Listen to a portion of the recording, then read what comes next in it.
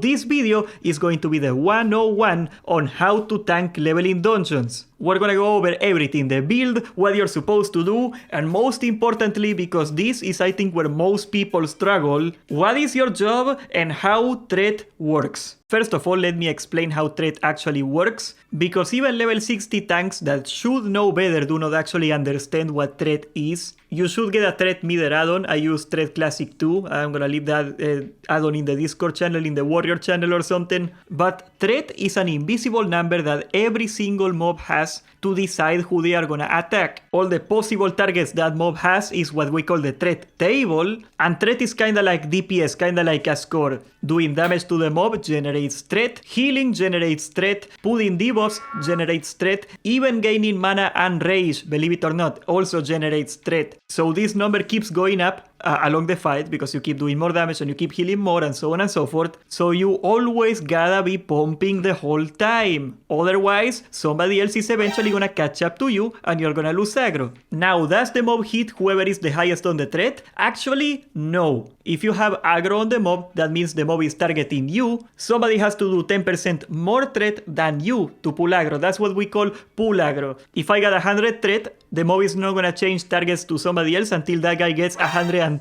And if you are out of melee range, that is actually 30% more. And that's exactly why sometimes you see a mage that he thinks, oh, I don't have threat, I am fine, and he walks into melee range and boom, gets destroyed immediately. Because he had a little over 10% extra, but he didn't have quite 30% extra. But when he goes into melee range, oh boy, that's an instant pull. Mages do not believe in threat meters. There is no convincing them. They will run like a lemming into the cliff and die every single time. Do not worry about them, guys. But pull aggro, the 10% advantage that a tank enjoys, that's the very reason that when a DPS pulls aggro, it is such a devastating thing, because all of a sudden the tank lost 10% of his threat until he gets aggro on the boss again. And if the boss is not tauntable, how are you gonna get aggro on the boss again? Well, you gotta catch up, which is not very easy, or you gotta let people die. Losing aggro on a boss fight can very well mean that 5 DPS are gonna die back to back. That is how you wipe. But in low levels, you can actually taunt the bosses. So what is a taunt? That's also something very commonly misunderstood. Warriors got 3 taunts. First of all, you got Challenging Shout. Challenging Shout is just an AoE taunt. You taunt all the mobs around you and they will hit you for 6 seconds. Mocking Blow is the same in single target for battle stance. You taunt a mob and he's gonna hit you for 6 seconds. And that is all they do. It doesn't change the threat values, so after the taunt is off, it's gonna go back to hitting whoever is at the top again. Unless the difference is not higher than 10%. Remember, the pull aggro thing still matters. But the normal taunt, the actual taunt from defensive stance, this taunt not only is a taunt like the others, but it will also catch you up to whoever is the threat of the guy you're taunting from. So if you got 0 threat and the hunter is pulling aggro and he has 1000 threat and you taunt, you're gonna get 1000 threat to you. You clone his threat value. And that's why am I talking about this? Why does it matter? Well, because if you look at it, taunt is not just a taunt. It is part of your threat generation, and a huge part of your threat generation if you're using it right. Say, for example, you got 2 mobs. You got a skull and you got a cross. You start doing threat on the skull, you get a good lead on the skull, you got secure threat on that guy,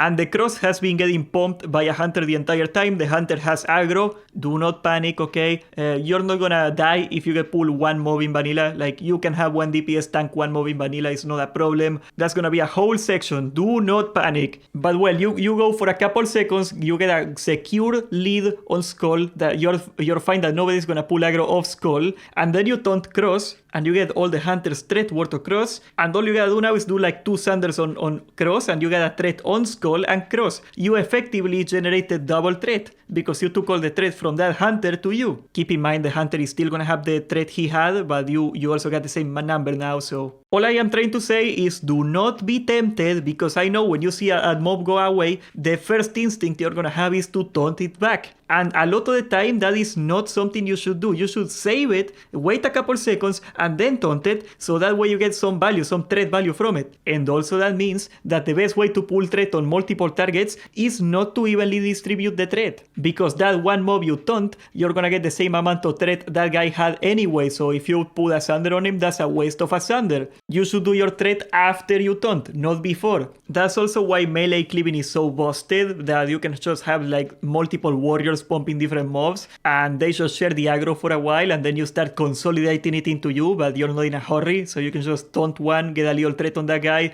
wait 10 seconds, it's a 10-second cooldown on the taunt, then you taunt something else, and go so on and so forth. You can just take 3 DPS committed warriors, and they are all gonna think somebody else is tanking, and they are gonna be tanking the entire time without trying to tank. So that's kind of funny. That's what I would do if I were a healer, because I don't suck at healing. Now, the only mob that goes straight that you should worry about is if they go to the healer, okay? The only way you wipe in a dungeon early on is if the healer takes aggro. If the healer takes aggro, he gets pushed back on the spells and he's gonna get destroyed and you're gonna die. If a mage pulls aggro, he got 20 abilities to get away from that. If a warlock pulls aggro, he got a trillion armor. If a hunter pulls aggro, he got feign. If a warrior pulls aggro, you just tank it, you know? But if the healer pulls aggro, he cannot heal. Even if we don't like to admit it, like most of the heavy lifting in a dungeon early on is by the healer. And I make this healer distinction important because there is no such thing as holding AoE threat, okay? If you pull 10 mobs, there is no universe in where you're gonna hold aggro on all 10 of those mobs. A mage or a warlock is gonna beat you on AoE every single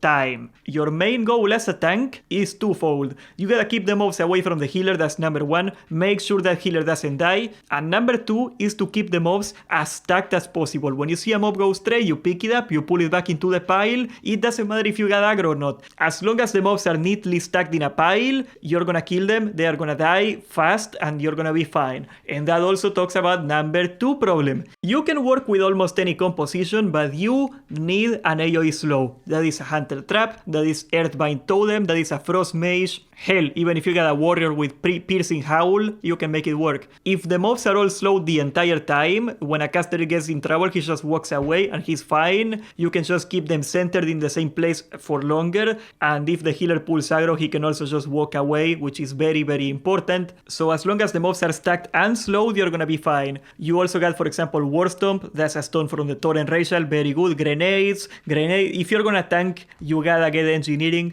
I do not get engineering when I level, but I will get it at 60. Grenades are busted. An AoE stone, that's huge. Another cool thing about slowing the mobs is you can just move away and you can bandage yourself. That saves mana from the healers, obviously, but also healing is threat. Healing is global threat. Another big part of surviving AoE pools is to use an AoE fear. You got Intimidating Shout, it's a 3-minute cooldown. Now here's the problem, okay? If you fear a mob, the mob is gonna run away to other mobs, it's gonna pull some stuff, you know, it's gonna run to other packs of trash, and now you got like a bigger pool and you're dead. That means you gotta pull the entire stack, you gotta pile them up away from other trash for when that happens. Because if you're not the guy that fears them, a warlock is gonna fear them, or a priest is gonna fear them, or the mobs get low and they run away in fear anyway. That's a mechanic in the game. So what you gotta do, you wanna shoot them with your bow, with your gun, you pull them, and then you get behind a wall. You line of sight, that's what it's called. You break line of sight, they cannot see you because there's a wall. So they are forced to go to you, even if they are casters, even if they are ranged, they gotta run all the way to you. And that way you can make sure that they are, one, away from everybody, and two, stacked. Because if the mobs are ranged, they are not gonna stack. They are not melee, they don't chase you. I cannot understate how important it is to stack the mobs. Healers will never admit to this, but if they are paying attention, they can crank through a lot of damage. They can heal through a lot. The only way they run out of mana is that they have to do it for too long a time, and the only way it takes you a long time to kill all the mobs is because they are not stacked, they scatter, so you cannot kill them with a single AoE,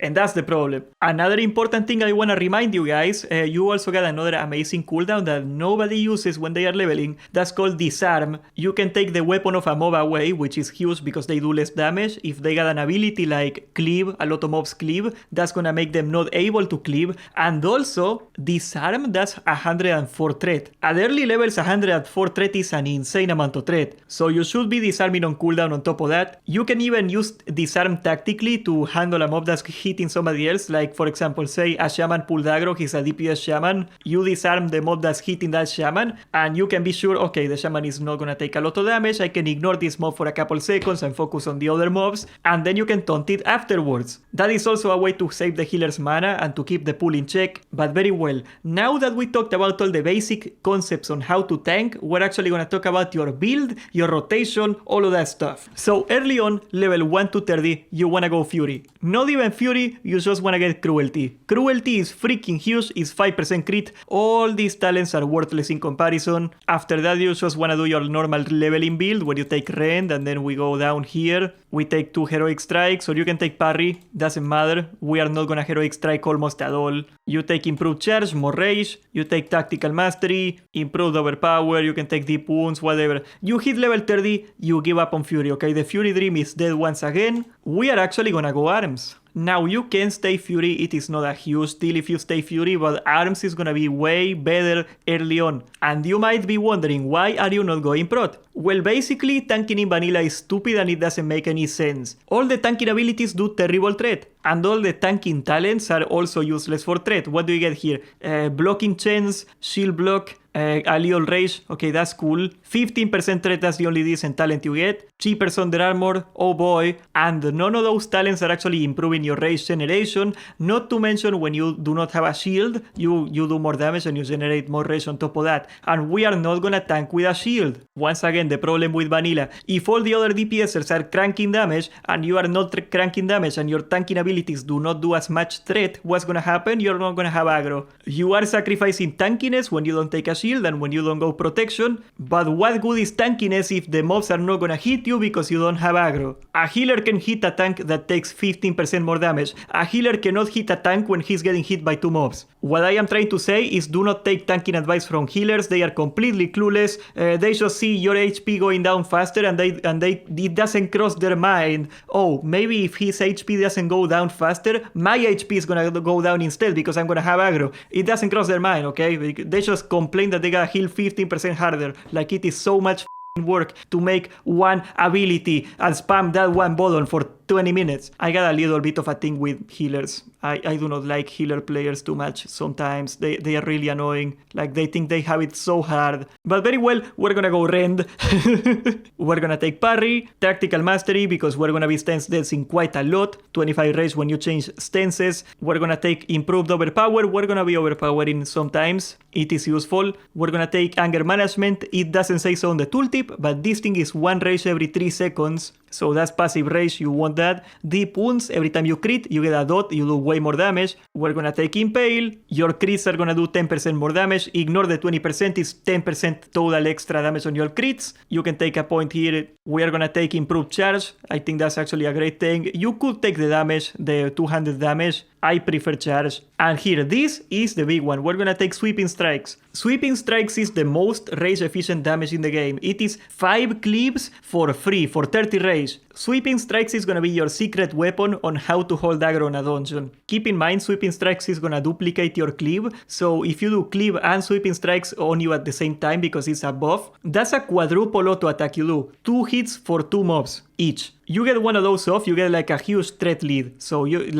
get a slow, super huge 200 and you do a quadruple hit. That's it. Those 2 mobs are yours. We're gonna go over the rotation a little later, but that's a big deal. And then we're gonna take the weapon specialization. If you got a sword, you take sword. If you got an axe, you take axe. 5% crit, pretty nice. Then we're gonna take the 200 damage down here. Damage is threat and damage is rage. And then we're gonna take Mortal Strike. Mortal Strike is gonna be more of a rage dump. It just does a lot of damage, which is cool, don't get me wrong, but yeah. We are level 40 now. We're gonna go to Fury now for the rest of the levels. We're gonna take Cruelty, free crit, of course. We're gonna take Improved Demoralizing Shout because we are gonna Demoralizing Shout and it is useful, you know, less attack power on the mobs. They do less damage. That's something. We are gonna take Battle Shout, of course. We are level 55 already, and level 55 you can actually go Fury Prot. I made an entire guide on Fury Prot. By the time you hit this level, you can get all the Fury talents and Defiance, and at that point you can just crank on a normal level 60 tanking build basically. But otherwise, if you wanna just respec a level 60 whatever, you just take Enrage around here every time you get crit, and you're gonna get crit a lot. That is 25% more damage. What is stronger than 25% freaking damage? And there you have it. From level 30 to 60, that's gonna be your spec. Okay, so for the tanking rotation, I waited until now to talk about it because I think everything else is so much more important than the actual rotation. If you're single target, you want to do revenge. Every time you get a revenge proc, that is every time you parry, every time you dodge, you can do revenge. It costs only 5 rage and it does the most rage out of anything you can do in the game. It does quadrillion threat, it is huge. I am gonna drop a Wikora in the Discord that's gonna tell you when you get a revenge proc, like a flashing warning, and right there, that's really nice. You do revenge every single time. After that, you're gonna do Mortal Strike or Bloodthirst if you have it, of course, at level 40 onwards. And after that, you're gonna do Sunder. You are almost never gonna Heroic Strike. Why? Because on a slow two-hander, Heroic Strike takes all the rage generation from that two-hander, and when you get a big auto attack, that is a big amount of rage that you are wasting. On any given tanking day, I might press Heroic Strike like 6 times. You know, in like tens of dungeons, in a dozen dungeons, I might press it 6 times. Not even kidding. You can get it off your bars and nobody's gonna know this. Now for AoE, let's talk a little deeper into AoE threat. What you should do. So first of all, you wanna cleave. You wanna prioritize cleave over everything. Sweeping strikes if you have it. Sweeping strikes is even better. It's more important. But why would you do cleave when you get AoE threat? Because you do have AoE threat. Okay, you have 2 abilities. You have Battle Shout and you have Demoralizing Shout. You wanna spam Battle Shout when you got less than 4 targets, and you wanna spam Demoralizing Shout when you got more than 5 targets. But cleave goes first. Why? Because a mage or a warlock or even a shaman or a hunter, they are always going to beat you in AoE. Every single time. Okay, it's not a question. Your threat is tiny and the threat of a mage or a warlock, they do a lot of damage in AoE. We accept that we are not gonna get AoE threat. Okay, that's number 1 step of tanking in AoE, accepting that you're not gonna have aggro. But what you can do is to get very good threat on 2 targets because you're cleaving them. Having a threat lead on 2 targets is better than having half the threat of a mage in all the targets. You know, what does it do? It doesn't do anything. You're still behind, you don't have aggro. So yes, you want to be cleaving. After that, you're going to be doing Battle Shout or Demoralizing Shout, depending, I told you, the amount of targets. And you're going to be using Taunt on cooldown on the mobs that you do not have aggro on, so you can keep catching up on their threat. Now, in a beautiful ideal world, the mages wait like a global to do damage. So you start with the mobs hitting you, and that means you got like infinite freaking rage. And if you got infinite freaking rage, you can actually start pumping like all the cleave and Battle Shout and Demo Shout at the same time, and you might hold aggro for a couple seconds, but you are eventually gonna lose aggro no matter what. So yeah, keep that in mind. Just prioritize cleave and Battle Shout or Demo Shout. And that's why Sweeping Strikes is so cool too, because it is a cheaper cleave. Now, I know you're gonna bring this up, so I wanna dispel that notion immediately, and that's gonna be a great excuse to talk about something else. These are the threat values, okay? Some abilities in the game got extra threat in them. So, for example, Revenge does a little bit of damage, but it also generates at max rank 355 threat on top of the damage it does. The damage is also threat. You gotta remember, Thunderclap is a worthless ability because you are in battle stance. You cannot do it in defensive stance. So this 180 threat, which would be really good on defensive stance, is actually crap because you don't have a 30% bonus on it. And it also only hits 4 targets and it doesn't do much. So Thunderclap, I never do it. I don't think it's even in my bars in my fresh character ever. You are gonna unironically do more rage spamming Demoralizing Shout than doing Thunderclap for the most part because of the lack of the modifier. That modifier, that 30% is huge. This little threat table is gonna be also on the Warrior Wiki in the Discord. You can look it up if you want, but as you can see, Revenge is even better than Shield Slam, okay? Which is supposed to be this huge ability, right? Revenge does way the more threat, and second of that is Thunder Armor, of course. And Demoralizing Shout and Battle Shout are all the way over here. Now, Demoralizing Shout, you do 43 to every single target. So if you are doing 20 mobs, you got 43 threat on every single mob. Battle Shout as a buff, it's like healer aggro, which is evenly distributed on all the mobs. It splits up, so you get 55 per every person you buff. You got 5 people in the party, right? So that's 55 times 5, 275 is it? Yeah, 275 threat, but then you divide that 275 by all the targets. So if you got more than 5 targets, Demoralizing Shout is gonna do more threat. Also, as you can see here, Cleave also has bonus threat, so that's also really nice to have. But overall, just how does tanking work in vanilla early on? Embrace the chaos. You are gonna be in chaos no matter what you do. You're gonna have to have your DPSers slow down the mobs. You need them slowed down. You gotta keep them stacked, and you gotta keep them away from the healer. Even an AoE pool, you can get an AoE pool going and you can keep the pulling control even when you do not have aggro. All that matters is that you don't have stragglers. That's what will kill you. You can have threat on like 4 mobs pretty easily as a warrior.